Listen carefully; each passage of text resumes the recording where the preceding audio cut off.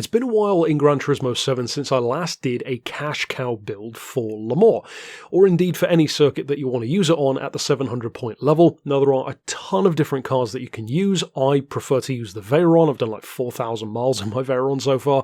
You can use, of course, the Red Bull Junior. This is another popular one that I've seen suggested, so that's the one that we're working with today. The point of these tunes is not to find the best car, it's just to give you a number of options. So, for those who do want to earn cash at Le Mans, of course, I'll show you the event in a second if you have no idea what I'm talking about. But for this one, it's super easy because it's the Group B rally version of the Honda NSX.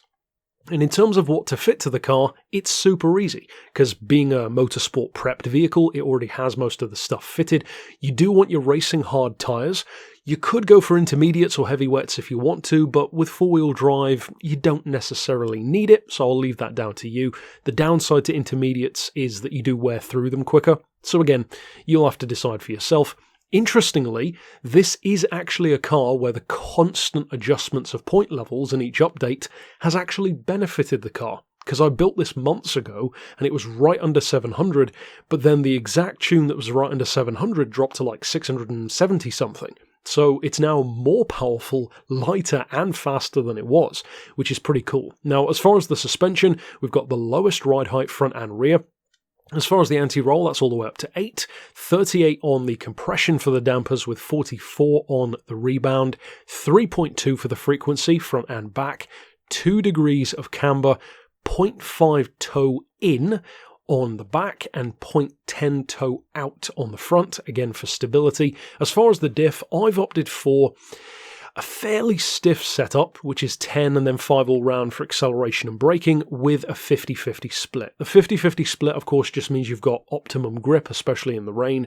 And for the settings on the diff itself, I like the car to be a little bit heavier through corners. It's a little bit more stable under braking, but you can still get the tail out if you want to, kind of like a semi-Gymkhana style. As far as the gearbox, you do want the fully customized transmission with, I would recommend, an auto setting of 320 kilometers an hour. That means that even with fuel fully leaned out, you can still get it over 180 miles an hour easily, and if you drop up right down to 1, of course you could go way quicker. As far as the power restrictor and the ECU, you can run full power with the high RPM turbo, nearly 800 horses, and no ballast at all. So really, really good numbers. 789 horsepower, 1,300 kilos. That's really healthy. I would recommend having the lowest downforce you can get. The aforementioned turbo, as I said, high RPM, and then as far as the rest, stuff like the steering angle, that's down to you if you want to. I believe you can fit that, and of course you cannot fit NOS. Now, to jump out of the garage, just for those who don't know what the career mode event that I'm talking about is, jump into World Circuits, then go into, of course, the European section, jump up to the 24 Heures du Mans on Circuit de la Sarthe, come to this 700 point event here, and then you can enter with this car. It's a half an hour event with a clean bonus, which is, it's almost impossible, I believe, to not get a clean bonus at this point, even after the updates. You'll get 825 grand. You can do it a couple of times an hour. I believe technically there are 1 or 2 other ways which will pay out a little bit more, like one of the Tokyo events. But this one, it's the one I use. I tend to do it once a day, and then by the time each month the new update comes out, you've got millions and millions of credits for whatever cars they add.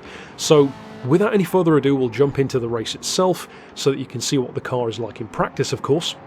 And then as far as the strategy, this is an interesting one, because I know for some of you guys you never experience rain. I don't know how, because I get rain on this race almost every time.